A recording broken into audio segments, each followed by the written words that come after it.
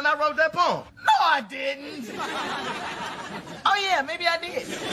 Man, why? You gotta coming over here, all putting rings on my finger, all in love, you know. Oh, man, the ring is stuck. Huh? Really? Yeah. Let me help you get it off. All right. Ow! Ow! Ow! First of all, the ring is on this hand. And second of all, that hurt.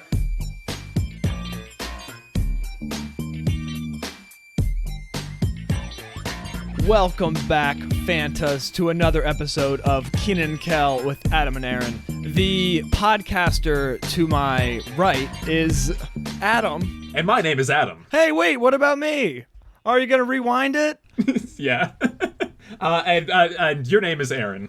And my name is Aaron. And as Aaron, I am going to introduce our guest tonight, a fan of Kenan and Kel who reached out and were like, come on board, let's review this show together. So his name is Quincy. Here he is. Hey, how you doing, everybody? How you doing, guys? Yeah, Quincy reached out as a fan early on, and we wanted to have him on for. He also is a self-renowned poet in a sense. Like, I don't know how to call myself an author because you don't feel like established by everyone, but like, yeah, I do have books out on Amazon.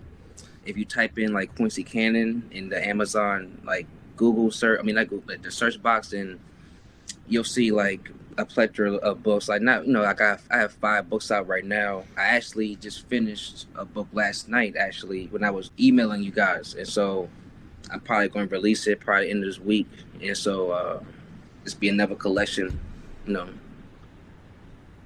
Quincy, shout out to you because that is like, because you're pretty young and that's like prolific, right? 5 books. I love it. I can't finish one. I've been working on one for like a year and a half. It's like, so you really, that's really awesome. Like props to you. Mm-hmm. Yeah. Thank you. And doing the self-publishing thing on Amazon, like it's hard work. Yeah. But it's like, yeah, I love it. So cool. I'm gonna check out some of your stuff for sure. We were hoping that you could have some fun insight for us on the 22nd episode of the season 3 of Kenan and Kel, Poem Sweet Poem. Yeah, 22nd episode, but I'm pretty sure this was recorded like midway through the season. Absolutely. It's a production number 314, which tells me that right. That's when it was made, because it totally spits in the canon of last episode, where Kenan and Sharla finally kind of get together. This one, it's still the flirtation. I realized. You know what I'm saying? I realized that like when I'm watching it again this morning, I was like, wait a minute, like didn't he already dance? Didn't he already kind of like establish some type of bond? And now it's kind of like, but it's also in high school. High school is such a crazy time. You don't know what nothing means. Like you can have a dance with a girl and then be like, all right, we danced. Exactly. How do I feel about that? Yeah. And that's why, in this episode, I think he's caught up in like a love for her. I think, not from the dance, but also like, you work with a female and y'all around each other, y'all hate each other at the beginning, but that hate, breeds into likeness after a while, Yeah.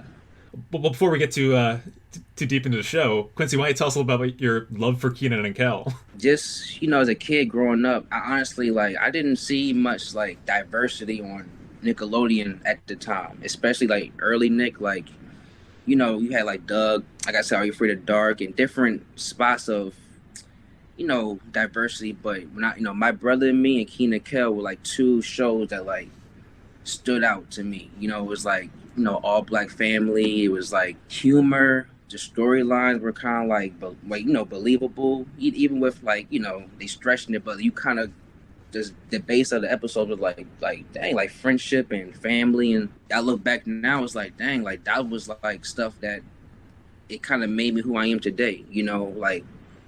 Just a funny person, a loyal person and stuff. And watching it growing up, a lot of people around me didn't.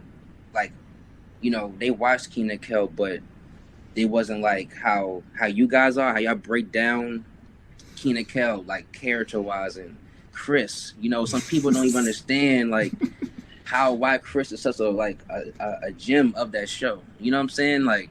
So it's growing up, sometimes I always would write stuff, with writing. I always would write stuff, including Kenan and Kel, different lines or stuff like that. So growing up, it just, I'm a big fan of just them as actors. Them like Kenan, like he just got an Emmy and he's been on TV since 14. You know what I'm saying? Like he's has so long, no scandal. You can't find nothing like crazy about. Oh man, he was doing this or he's a squeaky clean. He's been wholesome the whole time. Exactly. And Kel, he's like a licensed pastor now. Has his own youth. Okay, cool. Yeah, like he has his own youth counsel. Like on Instagram, on every Sunday, he does like youth counseling. They are still who they are. You know what I'm saying? So it's kind of like they always been like an inspiration to me. Like the Kenan Kel as like friends. They've always in this show. They've never had a falling out. Even in the bagging, sagging Kel, they faked a falling out. It was so real though. If you was like a kid, like you thought they were really beefing. You thought they were really like, oh man, they really mad. But like at the end, oh no, we was playing. They never had a falling out throughout the show. So it was like growing up, it always kind of like, dang, like I want friends like that. You know what I'm saying? I wanted a father like like Mr. Rockmore. who got mad at everything. Nothing made him happy. You know what I'm saying? So awesome. Yeah, and I don't think I've ever thought of it this way, right? But like there are these kind of values to these characters and their relations, and like their friendship, right? Kenan, I mean, they're both fun and they have wild ideas, but they're loyal. They're so loyal to each other, and I think like that is what we all want in a friendship. I love that you said that, Quincy. Thank you so much. Yeah, because that's like it's so true. Like that's what we long for, and it's kind of embodied for young kids in this show.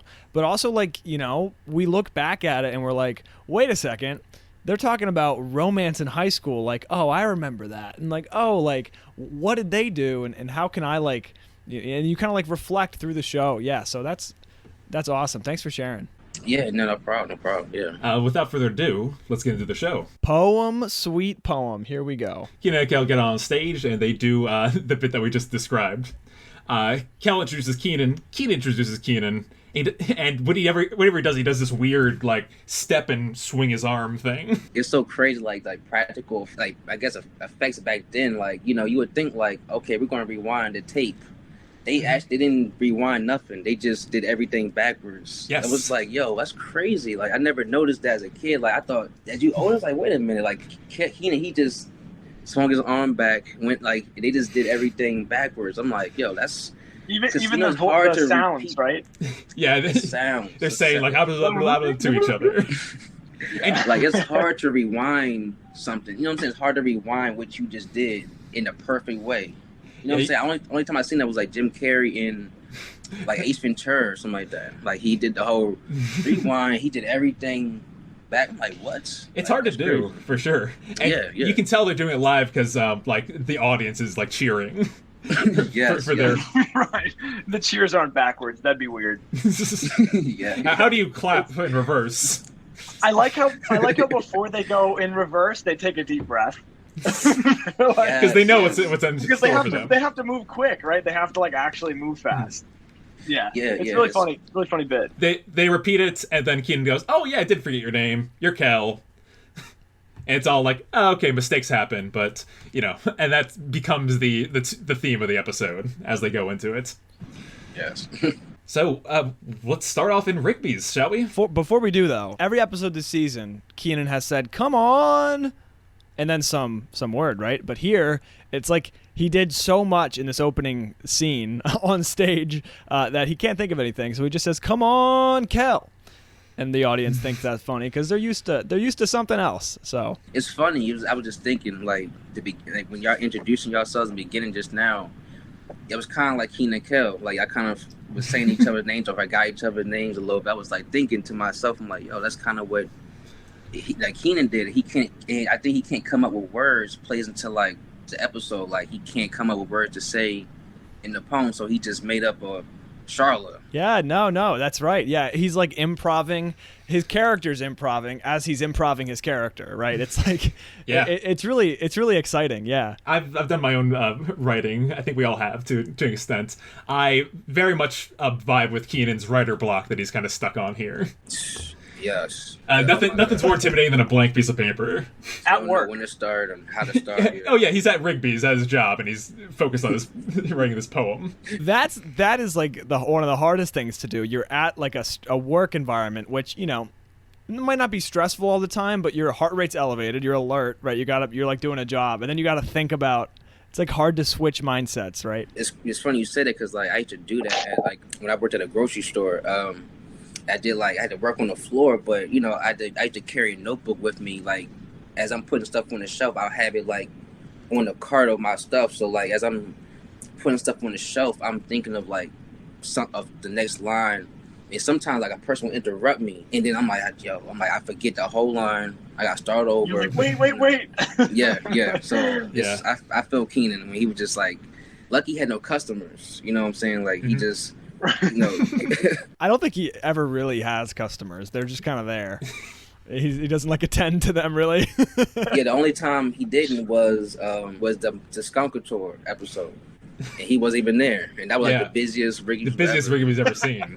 Yeah. Who enters the store but Kel to ask Kenan if he has finished his poem for class yet? Kel finished his last week, and Kenan is apparently procrastinating as always. So Kenan's trying to write this poem. He goes, tomatoes are red, lettuce is blue. Oh, this is terrible. Yeah. It's just like, I don't know if that's just so much writer's block as just like, I don't know what's going on with Kenan, but the lettuce is blue line. That's a good one. Not a lot of blue Should've foods. kept it. He has only a couple options. Yeah.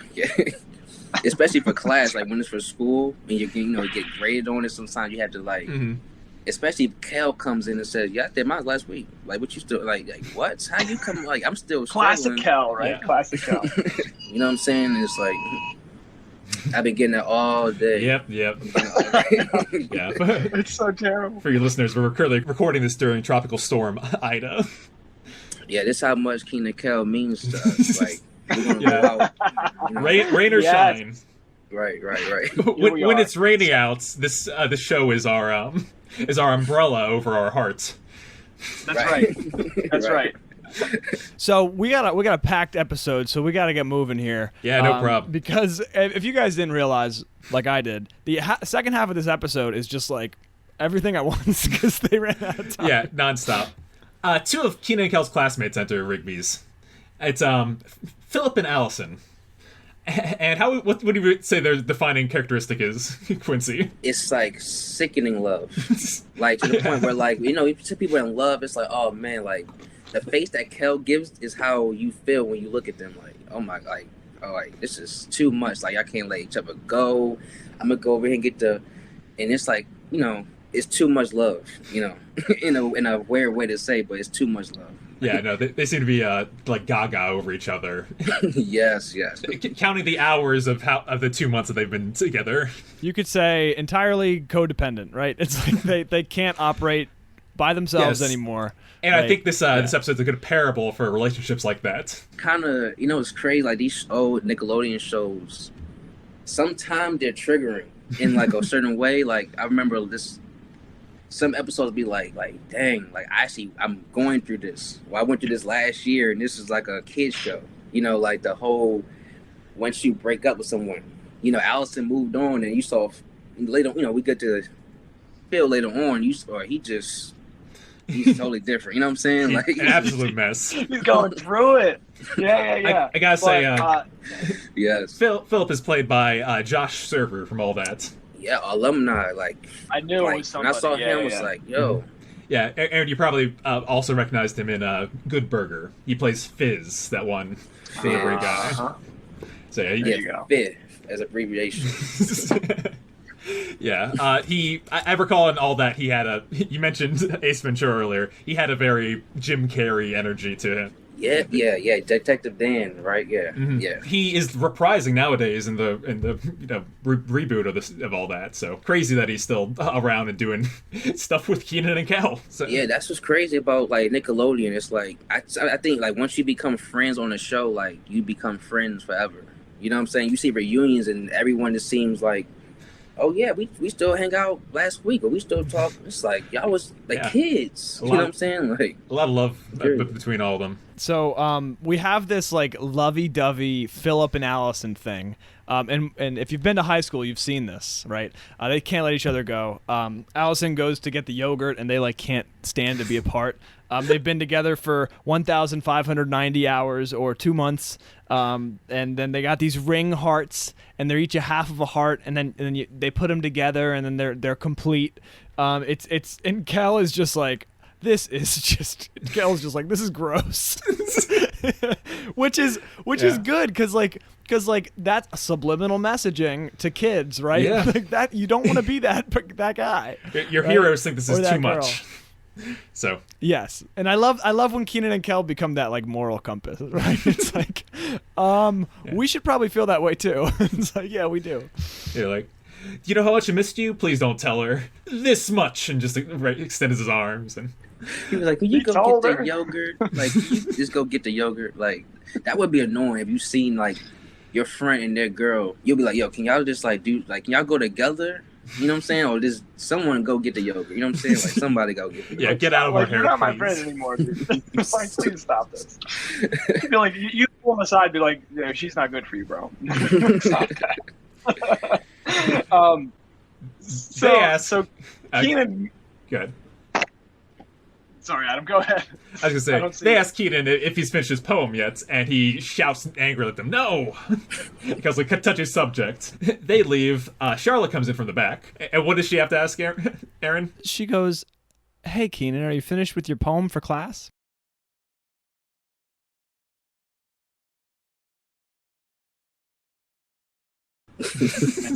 And Kenan's response is like, I've never seen, when I seen this like as a kid, and now it's like that's the epitome of a mental breakdown. When someone just like flips the, guess they say not just tear the pages out, whatever. I'm gonna get a big old orange soda and just empty it out, not just pour. I'm gonna just empty the whole book out, destroy everything that's in the like, and. It was just like, yo, he's having a mental breakdown right now at work at that too.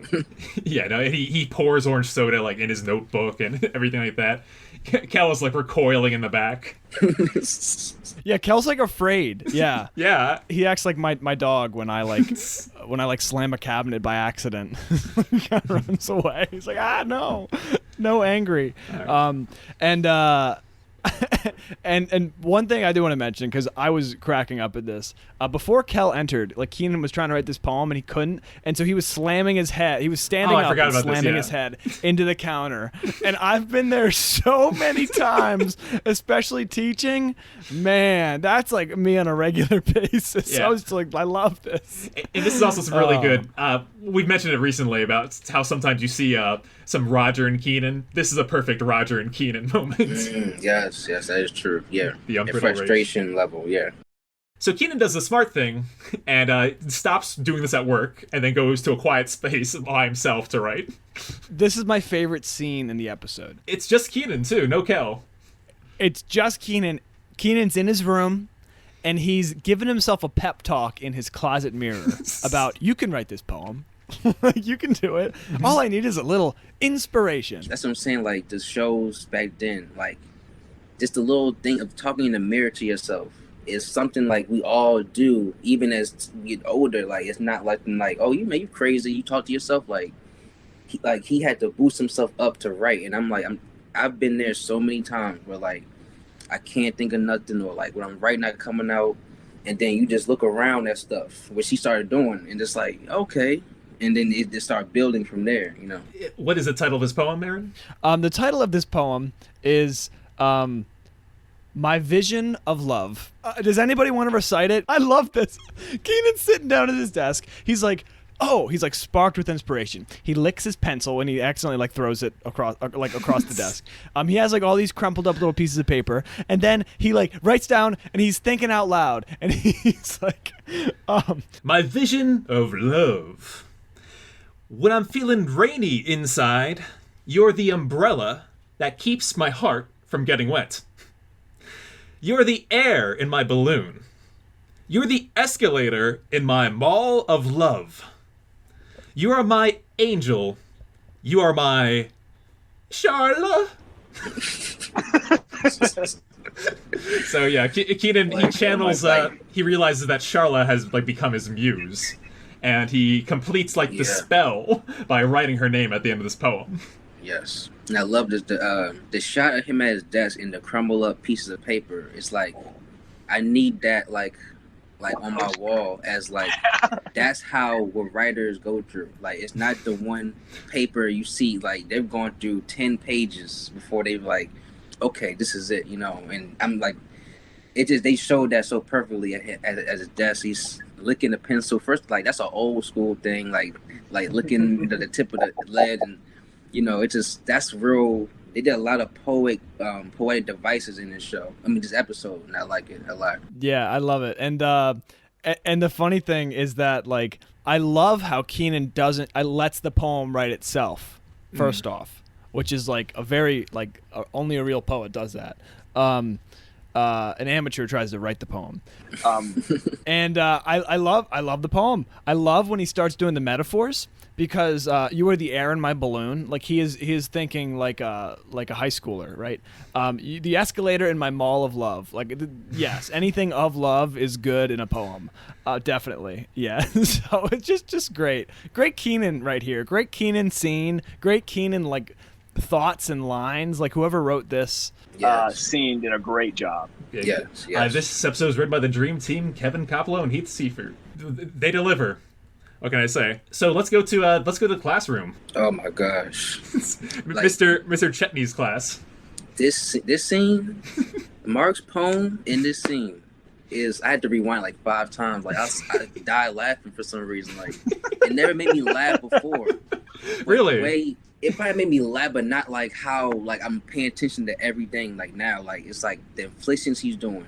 Mm-hmm. The pause, like the pause. I don't know who has the poem. Anyone wrote a poem? Kenan might not have known this, but he was very aware this is going to be read in front of class because you can tell he has a practiced physical presence. Yes, definitely. Yeah. He had to perform. Had to look in the mirror to psych himself up. Like you can do this. You can do it. Like I have this one as well. Do you have it, Aaron? I have this one. Yes. Okay. Well, why do you take this one? Okay. My turn. Talk. Something like that, right? Yeah. Is that the right? Okay. Tick. Talk. Tick. Talk. Tick. Talk. I am the clock. Kenan goes, he's the cuckoo clock. Yes. Tick. Talk. Tick. Everyone stares though. That's the part. Everyone like looks at him like, "Yo, you good?" Like, and he just and it's like, "Yo, what?" Kel goes, "The clock is dead. I get it." He says, "That's some poem stuff, right?" Kel's reaction. No one else gets it but Kel, which is like that makes perfect sense. Like, no one else gets this but him. It's like that is like the clock is dead. The clock is stopped. It's like he understood. He said, "That's deep, man. That's deep." It's like what? Oh man, that was crazy. Yeah, no, I love his reaction, and I also love his poem that he's about to deliver. Poems throughout this episode, I'm telling you, it hit me so much. Yeah. All right, Adam, take us away. Who loveth orange sodeth? Is it trueth? Myth. I do it. I do it. I do ooh. So, well, then Kel, what I love how Kel like turns to the teacher and is like looking for like approval. Like, how did I do? Yeah. The teacher, by the way, is this very drab gentleman named Mr. Chetney. Yes. He's just like, I'm just trying to wait till that bell rings to get out of here. Like, yeah. He might be the most realistic teacher that I've seen on the show. They don't even look up at you. You can do whatever you want, talk, and they just I've seen have teachers that read books, that read books, and while you do classwork, I'm like, y'all not even pay attention to us, you know? Like, and it's realistic. I'm saying like that's the school, the locker room, like just the whole school setting it just was like so believable to me in this episode. You know, It does look like a classroom. Yeah, they got the classroom scene really, really good. And I always love when they're in school because I spent like today like fixing up my classroom for the year, and so I like see them in a classroom with the old computer on the desk, and I'm just like, I wish it was that simple. Right. I love that that Kel uses the word doeth. That might be my favorite part of the whole thing, because doth is a word. Doth is like a poem word. Yeah, but he's not like, even that. he like Kel took like this is what I'm saying. Like this episode, like it fits Kel a lot because if you kind of think Kel already speaks poetry when he does the orange soda thing. It's already a poem. He doesn't have to Yeah. change anything. Exactly. And he said I'm gonna try even harder with the do with and the mischief. If like it's like while everyone is just struggling with poems, he had like the best, like not the best poem, but he thought he had the most thought process of it. Like Yeah.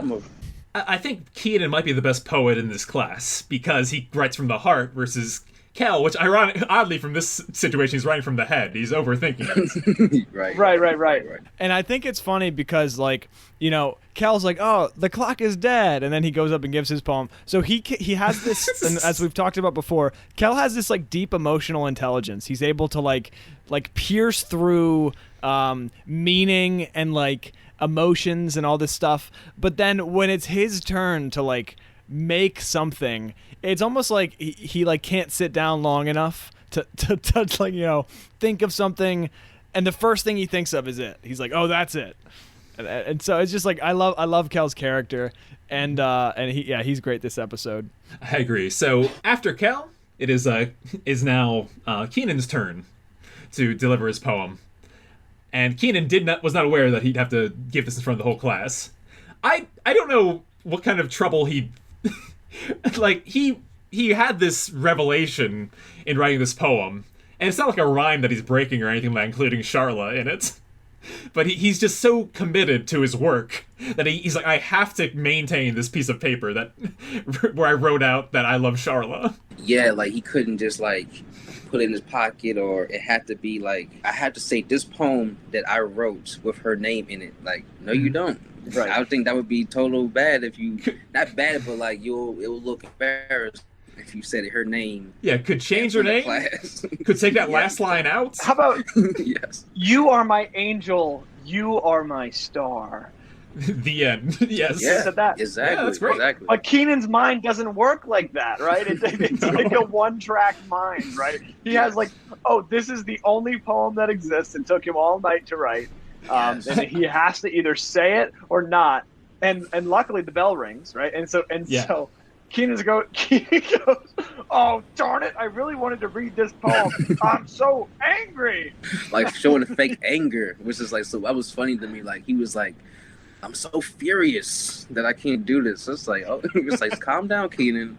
You can do it tomorrow. Like, That's what the teacher says to him. Like, you can do it on Monday. Calm down, Kenan. You can do it on Monday. Yo, that's his voice. Yeah, that's his exact voice. Yeah. Yeah. So I work with people that sound like... In the morning, he probably come up to you. And, Just kidding. It's just a caricature of a teacher. like he gets called out by Sharla. It's like, what's that to his poem? And he's just like, and he's stalling. And he's like, and Kel takes it and he's like, someone left that on my desk. Kel is so fast. Like, Yeah, you know, he how is. in episodes he just like, I'm like, yo, that was fast. Like he didn't like, Snatch. I'm like, he didn't get a chance to even grab it from himself. He's like, what's this? And then pushes him away as he tried to reach for it, which made me laugh too. Like, what are you doing? What is this? What is this? Like, it's so funny to me. Like, Yeah, he's very nosy and he's very good at what he does. He just has to put the pieces together. yes. So he's like, man, this is such a sappy poem. Who wrote this? Kenan's like, then he looks over and sees Phillip and Allison together, and he's like, Phillip wrote it. Yeah, he's all sappy. Of course he wrote it. Kenan crumples it and discards it. Well, he doesn't discard it. He walks out of the door with Sharla, and he throws it over his shoulder, and it lands, like, on the desk. Kel is being a good steward here, and he thinks that that's Philip's poem that Kenan just crumpled up.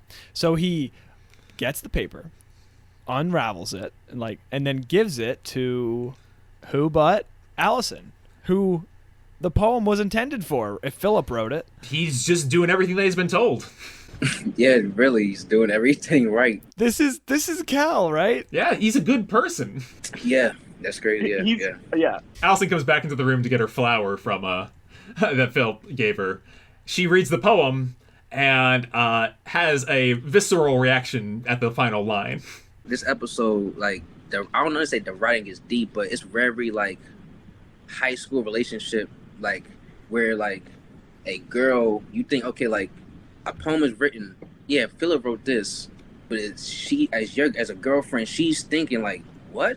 You like Sharla, and it's like Right. not even what it is. You know what I'm saying? So Philip is like, what are you talking about? You know what I'm saying? So it's just that's high school drama where like you break up in school in the middle of the hallway. It's just like Right. like Your whole social relationship is happening in school. yes, Yeah. Right. Yeah. Right, that's like the majority of it. And yeah, high schoolers do like you know, a lot of new teachers, they're like, "Oh, I'm going to treat these kids like adults because the teacher just left college," and they're like they were treated like an adult. And they're like, "That was good." But the high schoolers have this unidimensional reality, right? It's like there is no tomorrow. There is only like the next 45 minutes and how I'm going to be perceived then, right? Yeah. And then they have to eventually start thinking about the future, and they're not really like ready for it. That's like kind of like an adult thing. And so they're just like, What? Like, being together for 2 months is a long time, and for Philip to write this, Yeah. Yes, that's what I'm saying. It's like the thought process of like you thinking of like, dang, like if I was Philip or you was Allison in some type of way, you'd be like, it's crazy how it plays out. That's what, yeah. These next couple scenes aren't as engaging, but we go to Rigby's next, where Kenan and Kel. It never mentions what they're doing. I think they're like experimenting with a pie or something like that. They got, this is Yeah. the scene's like not funny, but the fact that they have like their hands like buried in a pie, Yes. and it's Philip never walks in. explained. and it's never explained. And the rest of the scene, they're just walking around with like pie hands. It's dripping too. In certain shots, like you see it, like what pie is that? If they're eating a pie, like what pie is like? It's really wet. You know what I'm saying? No idea. But they're interrupted by, thankfully, interrupted by a very heartbroken Philip. Philip. Yeah. Yes. He's wearing this like red shirts. It's like Yes. like a mariachi red, like Valentine's Day red shirt. Yes. He looks like a yes. server at an Italian restaurant. Yes. Yeah, with that black pants. Yeah, It's open the entire time too, like to see his chest. I think there's a shirt. There's a shirt. Okay, there's a shirt. It was, yeah. Maybe I'm just seeing He's what I like a want to see. wannabe, like he's a wannabe, like chest hair out kind of guy. Yeah. And he is incredibly depressed because Allison broke up with him. He's so depressed Yes. that he wears the same shirts for the entire rest of the episode, despite like Yes. days and nights passing. Yeah, like this is again like I never did this more. Like rewatching the episode, I'm like, wow, like they show high school relationships, like heart breakup, and they show like mild depression in one episode. Was kind of like I'm like, yo, like he walked in. As soon as he walked in, she dumped me, and Kenan like, huh? They all like don't even know what you're talking about. Like his mind, he don't even know how to say hello. His first hello is she left me. That's his hello. You know what I'm saying? It's like that's Yeah, how right. depressed he is. It's like, dang. You're right. Yeah, that's like taking over his mind. He can't do anything. He can't even like operate. Yeah. yeah. And that's what it's like, right? Yeah, heartbreak hurts like that sometimes. He's distraught. He's like screeching that she took his ring. He took the ring back. Like Josh Server, like he was like as an actor, like all that even this, like he was always funny to me. Like as like he was like a third tier, like besides like Kenan Kel, like his reaction to like him being upset, his like just crying. He's crying throughout the whole scene. Oh, yeah. But he's talking as he's crying. It's like that's really acting low key. Like how you can't act and cry at the same time. So like that's kind of like talent I saw. Like I was gonna say when they asked, or when he's explaining this, and he's like, and I asked her why, and all she said was, "I think you know." Just like, Yes. wow. That's real reality. That's like you know what you did, and it's like you have to like sit and stew and like, dang, like what did I do? You know what I'm saying? And always he doesn't make it better. Like, man, y'all was so good. Y'all was like a perfect couple. Why did she leave you? Like, why? Like, and then you see him just Cal is like, yeah, he's like rubbing it in. like, oh my gosh, like this is like Kel doesn't. Yeah, you say he's understanding emotional intelligence, but he doesn't understand social, like cues and stuff. You know. Well, here's what I think it is, right? So like Philip's explaining this, and then Kel is like really feeling Philip, and he's like, oh, and you guys were so good together, and you guys were a great couple. And then Philip's like losing it even more, and I think what it is Kel understands so well, like emotions, but he has no inner critic. He has no inner mind that's being like, hey, maybe you shouldn't say this, right? He has no like kind of that's actually like an evolutionary mechanism in the frontal lobe, right? It like it tells you to stop a behavior. Cats like turn off their frontal lobe when they're about to attack. That's kind of Kel, man. He doesn't really got that the inner critic. He just feels everything. So there's my analysis of Kel. Nice. No, that's good. That's true. That is true. Like, I'm preparing for teaching biology soon, so. You're going to explain why how someone's insides get that orange. Yeah, I'm going to actually. It's going to be a whole lesson. Yeah. Great. yeah, I'm going to learn how to read X-rays. yeah. You can use Kel's brain actually as an example how you can have all these things happen in one brain, but still act like this at the same time, you know. Mm-hmm. When Kel sees Philip leave in such a rush, he's like, "Oh man, Allison, she reacted in the same way when she read the poem." And Kenan, they have so much in common, right? Yeah, so weird. Kenan puts two and two together, and what does he discover, Aaron? Allison read his poem thinking it was from Philip, right? He discovers that Kel or something must have happened. And he then finds out that it was Kel. Yeah, he played like Detective Kenan. Sometimes like the Kenan gets in detective mode sometimes. Which is funny that he's doing that across from Detective Dan himself. Yeah, you can see it. This, you know what I'm saying? Like it's all full circle. You know? Yeah. Uh-huh. And he's like detective, but he's also like he got this squeamish look, like he's about to throw up. Like what? Oh my gosh, what did I just do? Like I just ruined their loving relationship, which I didn't intend to do. Yeah, and he, good on him, he commits to, like, we gotta fix this. Yeah, and I like Kel's response, like, why we gotta do that? We just gotta. So he composes another poem to win Allison over. I love Kenan and Kel writing a poem together. Like this, like them coming up with back and forth. Like, and Kenan did like something that I still do today, and when I'm writing, you're trying to like, when you're rhyming words or you're trying to like think of something. So he just like ringer, zinger, bringer, like he just naming off words that rhyme to end up okay. Yep. You know, and it's like that. Okay, I'm gonna just use this. Very realistic poem writing. You want me to deliver this one as well? You got it, Adam. Take it away. My dearest Allison, put your ring on my lonely finger. Don't let our love linger. What is this? Is this like a British type like style? Sorry, Adam. Yeah, I know. What is happening with this accent? Right? Together forever. Forever together. Oh, Allison. Words cannot describe how I feel. So I guess I'll end the poem right now. And I love Kel, like, oh, ask him about Kenan. Ask him about orange soda. No Dippy. Yeah, he's trying to. It's like Dippy, like, it's a funny thing to call someone. Like, no Dippy. So it's like, what? We got to talk about the mechanics of what's happening here. So their hands are still covered in pie. And Kenan he wrote the poem on receipt paper. Like, he like pulled out a little extra receipt paper. He did. And like, that paper's really thin, and their hands are covered in pie. Yes. It's So like, it's already ruined. He also ended it, unfortunately, before he mentioned Philip's name. He didn't say love Philip or anything like that. He just... right. But what he did do this scene is he had an assignment. I need to write a new poem. And then he just wrote it on the spot, right? He like, I'm committing to this poem. I'm going to write it. Yeah. And he did it.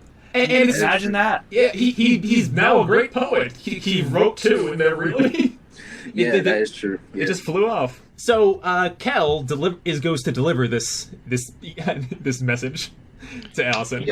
Yeah, wrong person. Like we're gonna get to the end, but at the like a conclusion and stuff. But like, it's just why send Kel to do anything? Yeah, I'm always thinking like, why? Kenan does this all the time. He entrusts Kel with way too much. Yes. Right. So this is like I think it perfectly encapsulates Kel this episode especially. He perfectly understands the assignment, right? So his assignment is like to deliver this message, this poem to Allison's locker, right? Yeah. Who knows what time it is? Who knows the time frame? That part doesn't make sense, but we're running with it. Why is she at school? And so, why is she at school, right? So, but like we cut from Rigby's. Kel like kicks the doors open, does a spin move, runs to the school. We cut from Rigby's to the school, and Kel is like hiding behind a trash can. He almost knows it's a secret mission, right? Yeah, in his mind. Yeah, and we'll see in a second, but like he does get the job done, right? Yeah. But he understands the assignment. He just doesn't understand what if there's a plan B, right? Like if something goes wrong, what do you do? Yeah. He doesn't know how to you need to put the note in the locker, and she's like, "What are you doing?" "Oh, nothing. I need to put a note in your locker." It's like he doesn't know how to even lie. I mean, you know what I'm saying? Sometimes like he's a good. That's what I'm saying. Kel's a good character because he doesn't know how to lie. Mm-hmm. And sometimes that's his downfall. Sometimes, you know what I'm saying? Like, yeah, he's too good of a person. Yeah. Allison opens her locker, reads the note, and immediately gets like starstruck by it. It's like, wow, who wrote this? Did you write this, Kel? And I love how like she's immediately just ready to like rebound with Kel. Yeah, like she's looking for the next person. Yeah. Mm-hmm. And Kel's like, ew, no, I didn't write that junk. Kenan wrote it. I love that he calls Kenan's poetry junk. Like, you know, it's like first of all, he like, who wrote this in the classroom scene? And so, oh no, I didn't write that. And so then this poem, I didn't write that junk. So it's like he's always like without Kenan in the room, or even with Kenan in the room, he's always criticizing Kenan's poetry. Sometimes I always find that funny. Yeah, and I have to mention, folks, I gotta mention the slapstick from Kel. Like, this is why this episode is so great, in my opinion. Like, the characters are allowed to do their thing, and so Kel's hiding behind this trash can, and then he like goes to make the move to Allison's locker, which he knows where it is. I always find that, like, why does he know exactly which one's hers? I don't know how good of friends they are since we've never seen them before. He knocks over the trash can. All these papers fly out. He loses the poem, and then he realizes he lost the poem. He goes to like put nothing in the locker, and then he has to find the poem. So he looks in the trash can, slams the trash can into the locker, and he's just all over the place. And then he finally slips it in when Allison is standing behind him. It's like that is exactly Kenan and Kel, right? No, he really good Kenan this episode, like in his solo scene, and this is Kel's solo scene, and he's really good. Yeah, putting his whole body into the trash can. You know, one thing is looking. He put his whole body, half his body is just in the trash can. It's like this is what I'm saying. Like Kel, like he was able to. I bet you the writers were just do you. You know what I'm saying? Like be you in this episode. Like there's certain episodes, like the Turkey Day episode, the Thanksgiving episode. Yes. Like just that, like the ending. We just want you to wild out, put your hand in the turkey, and just do whatever you feel. And it's like, you know, and that's what makes, you know, these episodes great, because it's like sometimes I think without the slapstick humor, sometimes, you know, you start thinking about the plot, you know, and sometimes we used to like, all right, like, that don't really make sense. But because it's a goofy, sometimes you don't even think about it like that, you know. Yeah. Right. And I think like when the slapstick is genuine and when it's real and like Kel's actually behind it instead of like the writers are like forcing it to happen, you know, you can definitely tell. And this is one of those authentic. This felt like it came from Kel. Yeah, exactly. Improv right from Kel. Yeah. And Kel, upon he realizing that he messed up and said Kenan's name, like fails to correct himself. He just gets like runs over his own words, then he runs out of the scene. Yeah, I love when he runs like in when he gets like flabbergasted, he just runs away. Which I just think like sometimes in real life, sometimes we just want to run away from certain things. Like I don't know, and just run away, just walk away. Like I don't. Yeah. And I think he just like him run away in fear, like because he knows what he did wrong. Like oh. Back at the Rockmores. They're debriefing. Yeah, like a real mission. It's like a real. The next day, though, it's got to be like the next day, right? It is. Yeah. I think they're changed. Yeah. They changed their outfits. Yeah, Kenan's like, you put it in their locker, right? And he's like, yeah, absolutely. Yeah, uh-huh. He was like, oh, let's go. Let me get something to drink so we can talk about something else. It's like, yeah, he says, I'm thirsty. I'm gonna get something to eat. Not even in his own house. That's what's so funny. Like he's just going to Kenan's kitchen and pick some food. It's like that's what's so funny to me. Like when I get back, we'll talk about something different. Is what he says. That's what he says, right? While Kel is out of the picture, the knock on the door. Kenan goes to answer. It's Allison. Yeah, like how does she know? Like you're right. Like are they must be real like cool friends. We just haven't seen it like that. Like or like live on the same block. You know. I remember in grade school having school directories that told you where everyone lived. Yeah, that's crazy. That's wow. That's a flashback. I don't know if that is true. Yeah. Yeah. I don't know if they have them nowadays, but yeah, no. If you for like mailing lists and stuff like that, so she probably she did her own detective work. Everyone's a detective except Dan. Yeah, Josh Server. Like they probably like we're gonna use your detectiveness in this episode. Right, yeah, no, they probably were like, what's this guy known for? Oh, Detective Dan. Ooh. So Allison says to Kenan that, I've come to put my ring on your lonely finger, so our love doesn't linger. Kenan's, like, his facial expression just like, what the? Like, he's just, like, thrown off. We don't even know what's going on right now. Like, she shoves her ring on his finger, which is apparently way too small, and gives him a kiss on the cheek. Yeah, the audience goes crazy. Which that might be some of the most sugar Kenan's gotten on the program. Yeah, I think so. And then Kenan's like, wait a second, and then she goes, no, don't spoil this moment. Which is once again bad relationship stuff. You need communication. You can't exactly. Yeah. Expectations are not clear.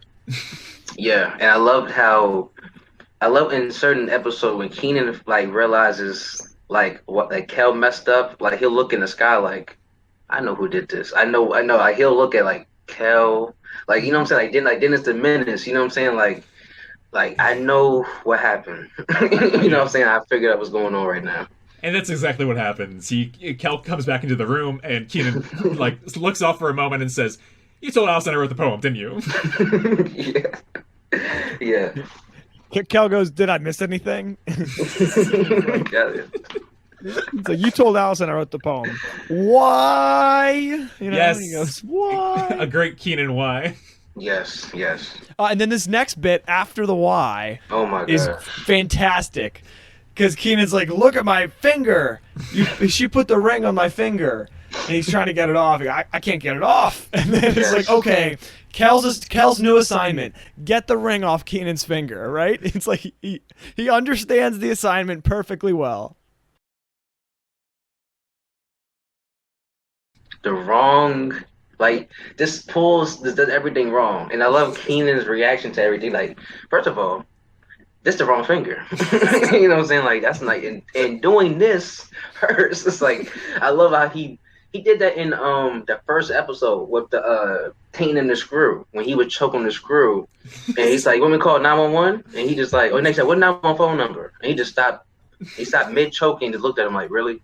And then went back to choking. It's like that's crazy. It's like I always love that because it's like those are always awesome moments.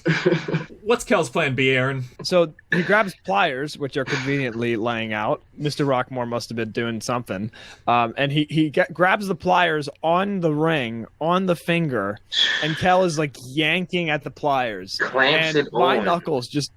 Yeah, my knuckles are screaming just watching this. I'm with Kenan on this one. I felt that because it's not like when y'all seen the pliers go on. He's like, I don't think that's gonna and he just screams. Like I felt that. You feel me? I felt that. Yeah, no, that was He really. ended up pulling his finger though. Like not just like I don't even think. First of all, the idea is just crazy. I'm gonna get pliers and pull the ring off your finger. not even soap, right? In the next scene, Kel's like, know what you gotta do? Put some soap on it. And like he didn't know that right now. No. He say, why did you tell me that yesterday? Yeah. It's like that was just crazy. Like And yeah, the ring is still stuck on Kenan's finger the following day. just stuck on your like that would be the I think that would probably be the worst. Like you I'd be got paranoid. a ring on your finger that's stuck. Yes. That happened to our dad recently. He Yeah, I was about to say. what's the game? Bocce ball. He had several of the bocce ball balls, and it was like in the summer. We were outside, and he was like juggling with them. Oh wow. And he accidentally slams his ring finger between like two of them. Dang. Oh yeah, It's like swole up, and then his ring was like stuck on there. So he had to like get like tools and stuff like that. he cut it off. He got like a saw, like a mini hand saw, and like cut his ring off. Yeah. And he recorded this video. He like this 15-minute video on his phone. Oh my gosh. He was doing like trial and error stuff too. He's like, first he cut it. He's like, oh, it's getting too hot. The video was so bad. He made me watch the whole thing.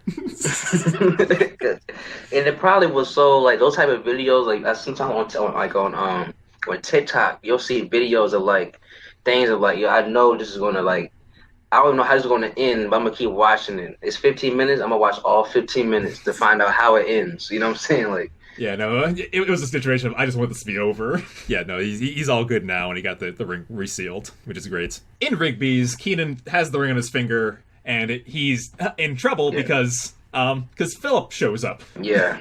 And looking worser, like looking like you look at he looks very like he got a beard or something. I thought I saw like a beard or grew or something.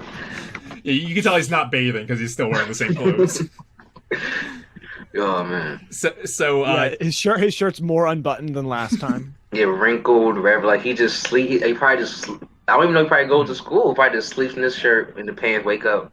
No. Phillip should visit Rockmore and Kimball, our T Public store, so that he doesn't have to have the same old shirt every episode. He can have wonderful tees like the one I'm wearing.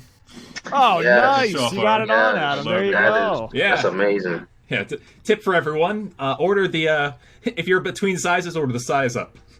I went for a large. I'm not usually a large, and I nailed it. So. Okay. Yeah, I'm definitely good gonna tip. grab that. I'm gonna get the I'm a Genius shirt and then wear it when I have a dress down day That's pretty good. for my students. Yeah, the I'm a genius. The I'm a genius one is the I'm a nut and I'm a genius are like when I saw those I was like, yo, like those are so crazy because like the I'm a nut is just funny as I don't know what. Put it on when you want to feel inspired, right? Like Yeah. Kenan should have put that Yeah. shirt on. Yeah, I can do this. Yes. Yeah. So in this scene, it's about Kenan trying to hide the ring on his finger from Phillip. Yeah, which is funny. First, he tries his apron. He's like, "Oh man, apron's got no pockets." Yeah, I started laughing because I'm like, yeah, like usually aprons have pockets, and it's like the one time they don't. It's like I was like, damn, that's crazy. Like, I think they took the pockets off the apron for this Really, episode. for this one? I really? mean, like I usually remember they a have pocket on there. pockets. Yeah. That's what I'm Right? saying. Like that's what I always say. Yeah, and so like and so he's like, oh, and then Phillip said, what? And Kenan goes, oh, I said that out loud. I mean, and then this is my favorite. They're standing in front of the cantaloupes, and Kenan just punches down into the cantaloupes. punches into a cantaloupe. Like, you know what I'm saying? Like wacky stuff like that. Like I was always that made me laugh as a kid and still now. Like he can't find nothing, so he's improvising. I gotta do it. You know what I'm saying? Then you know. I think it's funny too because cantaloupes. I don't think they work like that. I don't think they're hollow. No, they're like hard. That's what I'm saying. Like he had to like muster enough strength to punch through a cantaloupe. It's just Yeah, so funny. that's crazy. Like, Then a lady's asking him. She's like, "Where are the lima beans?" And he points with the cantaloupe. Meanwhile, Cal is worm tonguing Phillip and like making the situation a lot worse. What's he saying, Quincy? all my meme is quoting, but if I were you, I'd be thinking, maybe she probably was seeing somebody when she was seeing you. It's like, why would you? Yeah. The man's already depressed. He's missing his girl, and the first thing you're gonna say, she's probably cheating on you. It's like makes it even worse. He's like, yeah, if I was you, I'd find that guy and I'll hunt him down. Kel doesn't understand anything, and what makes it so funny as a friend, sometimes it's like, what are you doing? You know what I'm saying? It's like in front of me too. You're not doing it behind my back. You're doing it in front of me. You know what I'm saying? It's just like, yeah, Kel's just get him all he's fired MVP. Up. Philip is very thankful, so he goes to shake Kel's hands. Then he goes to shake Kenan's hand. And what happens, Aaron? Kenan looks at his hand. His other hand's in the cantaloupe. And then Kenan goes with his left hand and covers Philip's eyes. And then he goes with his right hand and it gives him a handshake and pulls away really quick. Because he still has the ring. I love how Philip's also like cool. He doesn't like point it out or anything. Like, what were you? What? Because he's so. I think his mind is like, I don't like. Okay, think for the hand. I'm gonna find a guy. His mind was like, yeah, because he started revving up when Kel started. Yeah, I'm gonna find that guy. And it's like I'm on a mission. There's a quick bedroom scene. We don't have to spend too long on it. But in middle of the night, 3:30. It's just a plot device, basically. Yeah, Kel's snoring. Kenan looks at the alarm clock, and he throws it at Kel to wake him up. Then Kel is just like, man, this new alarm clock, they sure wake you up crazy. Like, they try to have a strange way waking you up. Like, so I gotta get one. Yeah, it's a really good He's line. like, I have to get one. That's what's so funny. Like, he complained about it, then it's like, I gotta get one. Like, what? Like, okay. Kenan's new plan is like, we gotta solve this right now and go to Allison's house. Right. He can't sleep, so we gotta do something about it, right? Like, Kenan needs his sleep. Mm-hmm.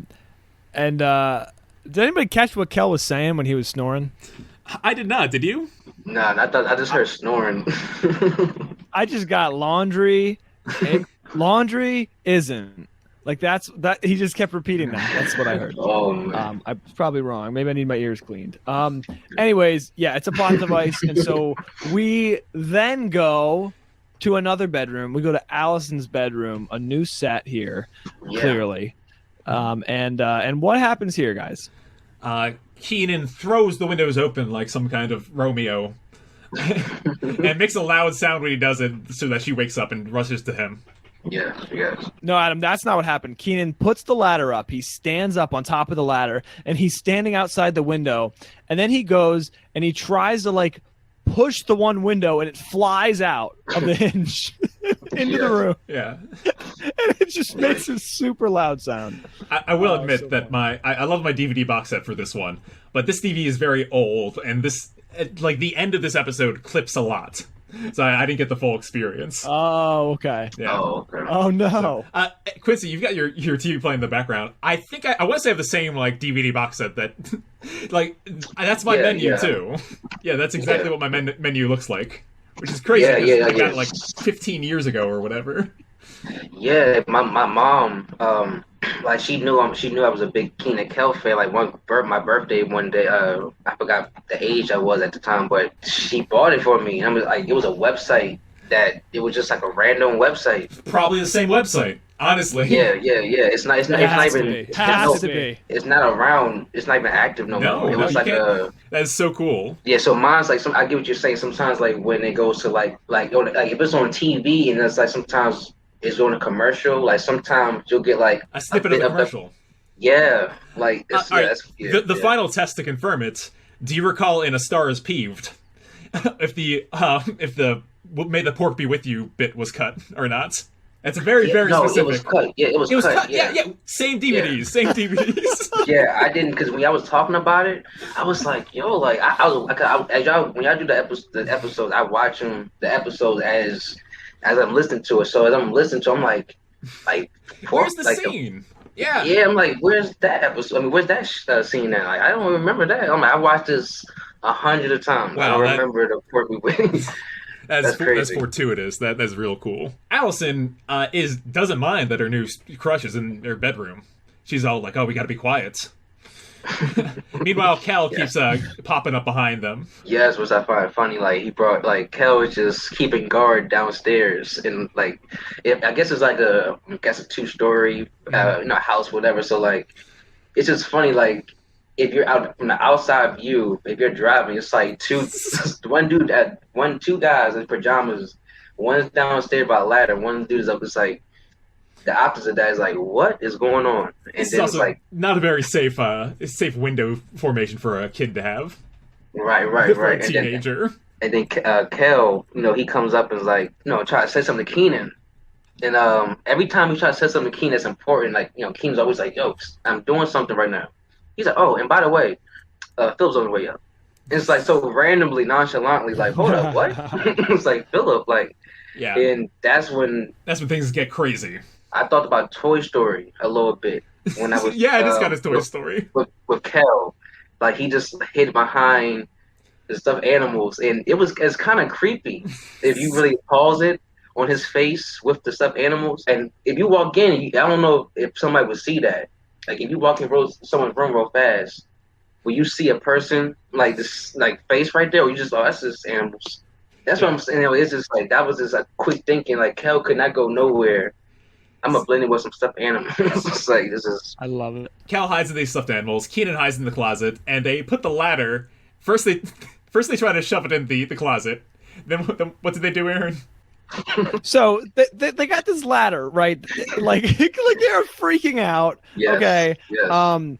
They have this ladder, and they're like, "What do we do with it now?" Right? They got it inside. Everything is like step by step, no planning, no nothing, like no forward thinking. So they start shoving. Kenan and Kel start shoving the ladder like a battering ram into the closet door, and then like what's her name? Allison opens the closet door, and then they're just trying to shove the ladder in like horizontally, and clearly it's not fitting. If they just turned it, it would have fit fine. Yeah. Like Yeah. vertically. Yeah. But that's not funny. So we take the ladder and they put it in Allison's bed and put the covers on top. And it's still like sticking out. Like it's clearly a ladder. It's very clearly a ladder in a bed. And then a second ladder comes up to the window. Yeah, it's like what is going on in this scene? Like it says like ladders, ladders upon ladders. Philip was oblivious to the first ladder. Yep.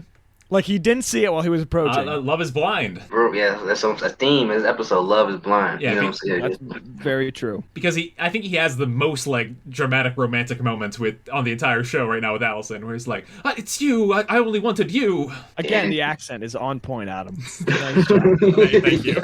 It's you. It's a you. He's got this Italian vibe. Yeah. Oh man. I just needed to see you. Unfortunately, the giant racket that everyone's clearly made in Allison's room has woken her parents. Yes. And she says, "Philip, you gotta hide." And Philip goes, "I know, the closet." Oh my god. He jumps in there. Her parents enter the room, and we get a shot inside the closet. This is so funny. It's got to be a Virgil cut right here. This is actually Kim Fields on this one. Oh, no way. Kim must be taking notes. Yeah, apparently. Yes. This is Yes. a great angle on the inside of the closet. Yeah. So Philip, he's goes behind the clothes, and then he's like, what? He pauses. He's like, Kenan? Right. Yeah, and Kenan says, Could you imagine? That's what I'm saying. Like when I watch this stuff, I think about like myself in a situation. Like you're in your girl's bedroom. You always your girlfriend, and you hide from the parents. You go in the closet, it's another dude in there. You know what I'm saying? Like that's just a teenage show, a kid show, but like in like a reality, like a real like grown up show. That's like crazy. You feel me? Like I'm like, what? Yeah. What happened is real life. They start fighting in the closet. Yeah. Kenan says, "What's the dilly, Philly?" Yes. I'm like, that should be on the shirt. If y'all ever do an idea of a snake shirt, that should be on the shirt. That is very good. That's a good shirt idea. What's the dilly Especially Philly? because we're out of Philadelphia. Yeah. Uh-huh. I want that shirt. Right, that's great. Yeah, that'd be perfect. Yeah. Kenan's all like, "Allison sure has some nice clothing." And then, "Is that my ring?" He notices it's on Kenan. Yes. So Yes. her parents come in. They're like, "What's going on?" Kenan and Philip fall out of the closet and start wrestling with each other. It's like crazy. Kenan ultimately says, "Sorry, I'm just leaving." And Dad's like, "Wait a second. Shh. "You'll wake up the ladder." That's right. Then leaves.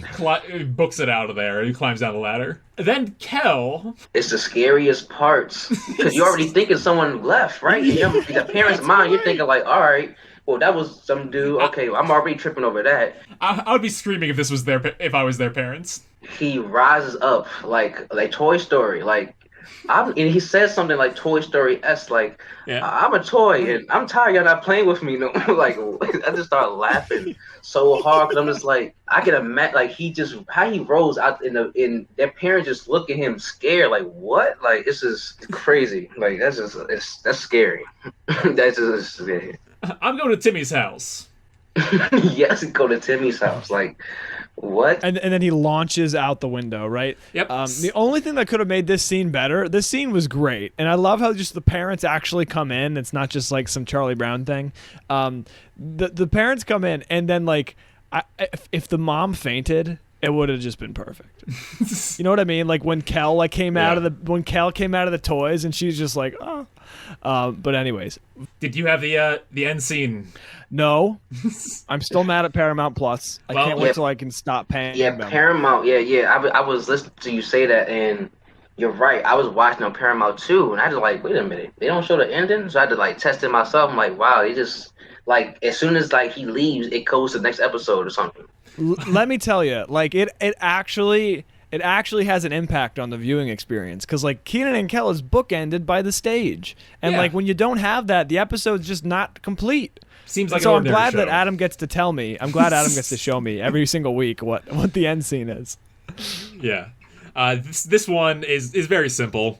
It's they kept coming out on stage, and Kel is doing his detective work of the episode, where after they announced that Allison and Phillip got back together, good for them. Kel's like, but who wrote that poem? It was on your desk. Must be someone that sat at your desk. And Kenan's just getting very, very nervous. Yeah. And then he says, Kel, quick, grab a bunch of weird stuff and meet me later so we can get in trouble. Just like the truncated version. Yeah. And that's the end of season 3 of Kenan and Kel. I forgot that was the season finale. It doesn't feel like it. I think to Aaron's point, this one should have aired way earlier. I feel like the perfect season finale would have been if they switched the Poem Sweet Poem with the Who Loves Who. Yep. Because at the end of that episode, like he's dancing with Sharla, so it leaves like a cliffhanger, like, oh snap, are they together? Like, did they? Yeah. You know what I'm saying? Like, especially because this came 8 episodes previously, right? So it would have been like in the middle. Right, it would have been like in the middle of the season. There would have been this little flake of, oh my gosh, Kenan has feelings for Sharla, and then every episode you're kind of just waiting for that to unfold. It's kind of a bummer because what they probably did was they had like the romantic episode and it was probably aired in February or something, and the Nickelodeon people were like, oh, we got to schedule it like this so we get more viewers. Yeah, it's just wrong. Well, that's the crazy thing is that on Nickelodeon, both of these aired in April. In this order. In April. Who Loves Who, then Poem Sweet Poem. Yeah, they messed up several times over. Yeah, it's just too bad because like this should be the 14th episode. It would have fit better. I agree with that. So, Aaron and Quincy, whose fault do you think this episode was? Kenan's or Kel's? I gotta say it's Kenan, like ultimately in the sense of not writing a poem, but like when you ask Kel to do anything, you're automatically setting yourself up for failure, you know. And if you in that scene where he's like, all right, take this note to Allison, I'm right on it. He said, you forgot the note.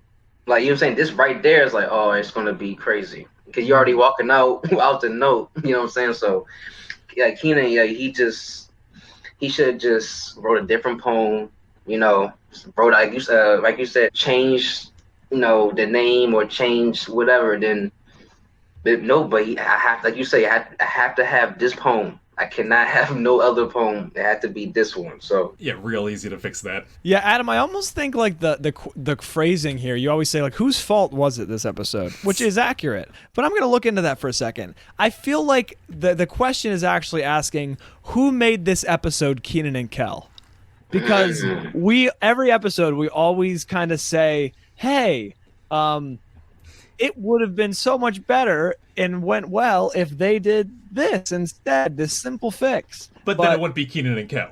then it won't be Kenan and Kel. Exactly. So it's almost like the question's almost like who made this episode Kenan and Kel, and it's Kenan, right? Yeah. It's Kenan's fault. I'll say it's Kenan's fault this time because he crumpled up the poem that he wrote and threw it behind him, which is littering, and that's not good for Littering's anybody. bad, kids. Bad all around. Yeah, bad message. Yeah, bad things happen when you litter. Another good Like subliminal this, yeah. message here. Yeah. Yeah, well, yeah, that's a deep message right there. Like when you litter, like chaos happens. He also left his binder on the desk, which as a teacher, I just want to scream. Like, pick up your stuff. I want to quick say before we get into the final stuff, thank you so much for joining us, Quincy. This has been a blast. Nah, I appreciate it. Even y'all had me on. The episode was everything. I mean, it was funny, and just even being on the, finding other people that like Kenan Kel, like you do, or something like it's like it's just good to build a community of people like that. It's out there. Kenan and Kel fans are everywhere, and I'm so glad that this show has helped us connect. Yeah, I saw on your Twitter. I think you guys retweeted it. Yes. Like somebody did a Kenan versus Love Brian or something. And he made the poster from doing things the Hemingway, and he actually went to the tower. That's crazy. The tower, and he hung it up there. No way, Adam. Yeah, I think you sent that to me, and I didn't look at it.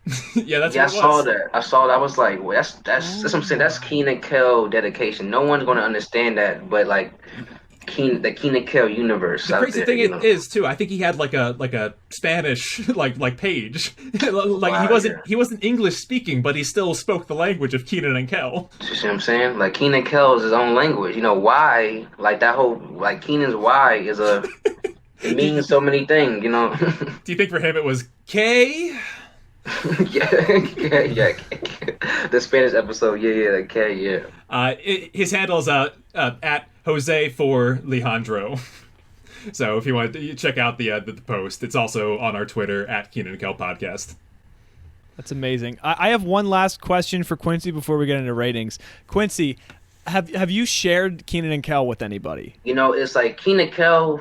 I feel like sometimes it's an acquired taste. Sometimes someone could look at it for example, Big Orange Couch. When sometimes they review Kenan Kel, and sometimes it has to make sense sometimes for them, which I understand. Watch the show, you want it to make sense and plausible and stuff, but sometimes with Kenan Kel is you kind of have to understand Kenan Kel to understand the show, because you're gonna act like you said okay, what time was it that he went to school to give that note? But if you're so caught up in watching Kel being wacky, you're not even you think about he's gonna deliver that note and it's gonna be crazy. So some people, right, you have to I think you have to, in certain episodes, I think you can show people to get them introduced. I think the Christmas episode is a good one. Yep. Just to show wow, this is a funny show, but it can go to a different place, you know what I'm saying? Freshman year of college, I showed the Christmas episode to a bunch of kids on my floor. Oh, really? Yeah, and I'm like, look, it's Kenan and Kel. You remember this? And we still have Kenan and Kel inside jokes to this day. That's awesome, and it's hard. And Quincy, I totally echo what you're saying, because some people just don't get it. I'll show it to my girlfriend, and she'll be like, "This gives me anxiety." Right? I watch the House Sitter episode, and she's like, "Our sister's that way too." I hate this show. I'm not watching it anymore. And so some people just don't. It's hard to share. Unless you're you got somebody who you're like, dude, we got to watch this right now. I have the perfect episode. Yeah. So it's a hard show to share, but that just makes us so much more appreciative of the community and people like you reaching out who want to hop on the show. So we're so happy that you were here, Quincy. Oh no, thank you. So let's talk ratings. So this episode on IMDb is ranked 22nd out of 62. With a 7.8, so it's up there, upper echelon for sure, high medium. Let's go around the table here. Aaron, out of 10 bottles of orange soda, how many would you give? Poem sweet poem. I'm between two right now, but I'm gonna go with an 8.5 for now. I wish we just had a little Chris. There's no just Chris. a little tiny Chris. No Roger, I feel no like Cheryl. Especially because they spent so much time in Rigby's. Yeah. Yeah, you it would would have probably been. gonna pop out somewhere, you know.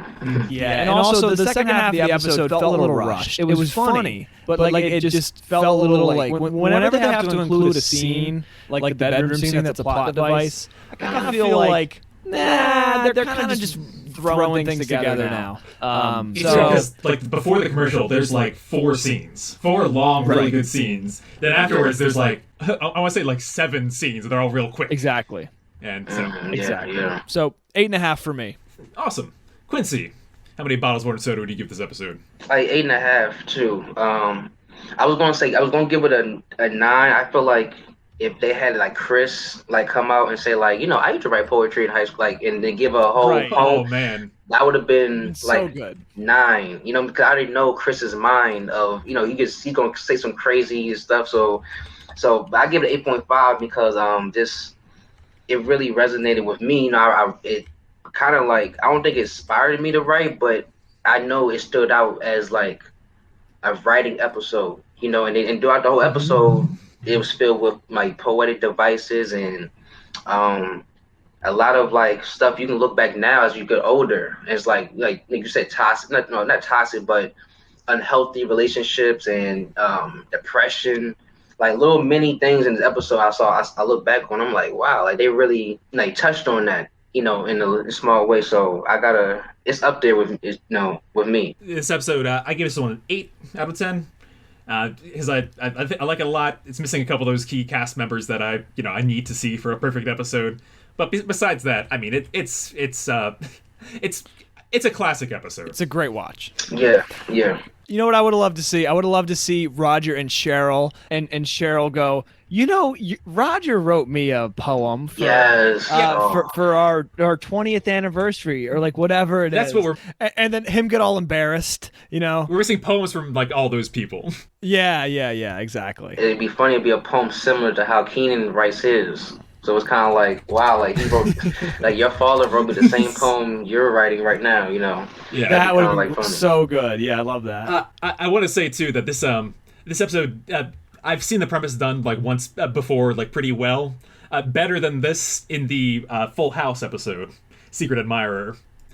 Oh yeah, they got really complicated with that one because like everyone like passed around this note and thought it was a person A writing a person B, and like that's what I kept thinking of when I was seeing this. So it's crazy. I had you probably mentioned this early in the episode, but when I was doing the research on the shows and stuff, I saw like Alexis Field, who plays Sharla. Yep.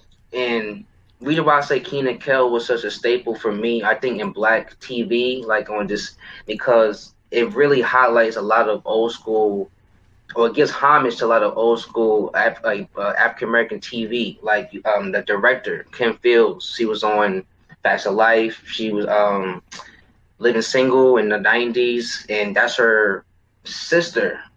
That's her sister is Sharla. what? So it's like, I didn't know. that. Her mother actually, they have a family. Actually has a acting family. Their mother used to play on Good Times, an old '70s show, and she played. It's so crazy. She played the mother to Janet Jackson when Janet Jackson was on that show back as a little girl. Wow. So to see them using different people, and the episode where they were trying to switch the gifts. The uncle, he was on Good Times with. Wow. Yeah, he played the janitor, Bookman. So when I see it, I'm like, and wow, like Michael Jamal Warner, he directed some episodes. So when I see him, like, wow, like they're really like this show on Nickelodeon, like it really is like a Reunion. a reunion for a lot of Black old school actors, and because Bookman and the actor who played Bookman and Kim Fields, like they've done TV together. So I find that like real interesting that with also Nickelodeon, that like as you grew up with new shows, like new inventive cartoons and stuff, like they would still introduce you to older stuff. Like Nick at Night was a staple for me growing up on Nickelodeon. Like I know about Gilligan Island, and I wasn't even born in the '60s. You know what I'm saying? So it's like it's kind of weird how these Nickelodeon shows kind of like give tribute or give homage to like the older TV in the past, you know. Yeah, and you see that every episode with the stage stuff in the beginning. It's a reference, and I'm glad. Thank you so much for that insight. I don't think I would have put that together or found that. Maybe once we run out of episodes, we're really digging. But so thank you for your insights, and thank you so much for joining us, Quincy. Do you have any plugs or addresses that people can find you at? Yeah.